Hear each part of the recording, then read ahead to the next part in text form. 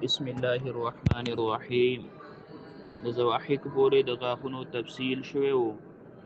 د زواحقو په خوا کې درې غاښونه، په بره جامه کې درې د زواحقو ښي طرف ته او درې د زواحقو ګس طرف ته، او په لاندې جامه کې درې د زواحقو ښي طرف ته او درې د زواحقو ګس طرف ته.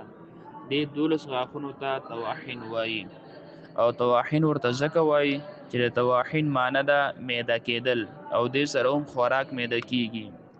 بیا د طواحینو سره خوا کې یعنی بالکل په اخره کې هر طرف ته لاندې او باندې یو غاښ یعنی څلور غاښونو ته نواجس وایي. نواجس ورته ځکه وایي چې نواجس معنی ده عقل کامل کېدل، او دې سره هم د انسان عقل کامل کېږي.